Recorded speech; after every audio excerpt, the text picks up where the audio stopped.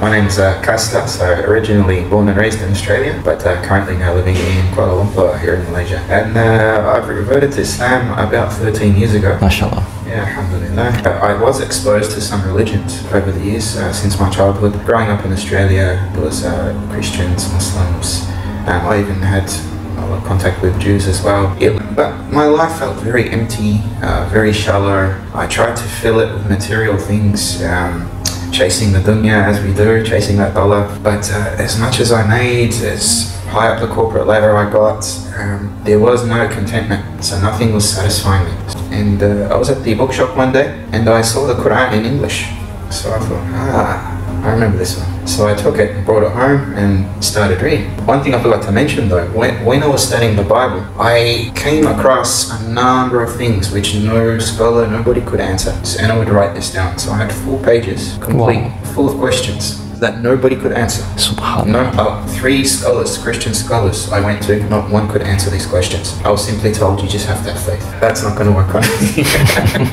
So I need to see it. I need the facts. So I put these away. It's been sitting in my filing cabinet for a few months. So I'm reading the Quran. I read it once, just briefly, skimmed through, second time, and slowly I'm adding notes and putting marks in there here and there. So I did this 5 times. So by now I had probably 100 bookmarks throughout the Quran. And somehow, I don't know, after the 5th time, I remembered all the questions that I had from months ago from the Bible, and I thought, let's see if I can find them in here. So I pulled them out of the cabinet and started going through, and one by one I was finding all the answers. You mean questions in the Bible get answered by the Quran? Yes. It blew my mind. It absolutely blew my mind. And not just a few of them, I mean literally every single question. Wow. All 4 pages. I didn't need an imam to explain it. I didn't need a scholar to explain it. Just in a basic English translation, using common sense, I was able to find these answers. And everything that I would learn in the Quran, and I was also studying hadith as well. I was also trying to memorize this book.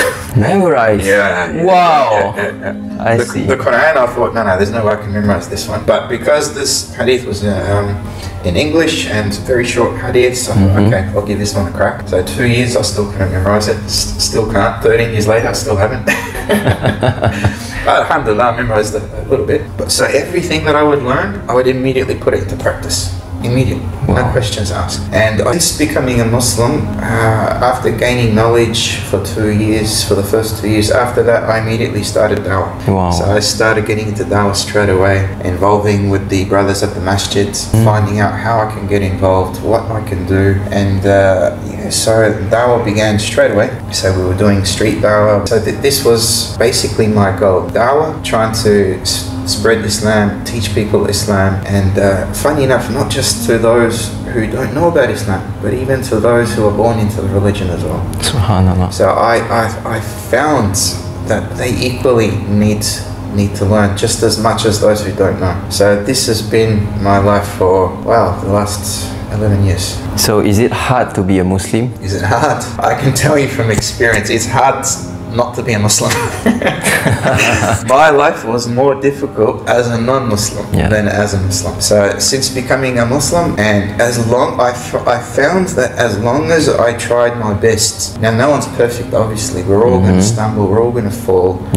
If I can go back and talk to myself as a non-Muslim, I will say the same thing. Whatever experience you've had with religions in the past or Muslims in the past, put that aside, because at the end of the day, people are not a representation of a religion. What's a representation of the religion is the book, the words of God. People are not perfect. People are not angels. People sin. People do bad. There is corruption everywhere you go. So if you base a religion on people, you'll end up like I did. You'll follow nothing. And that's exactly what happened to me.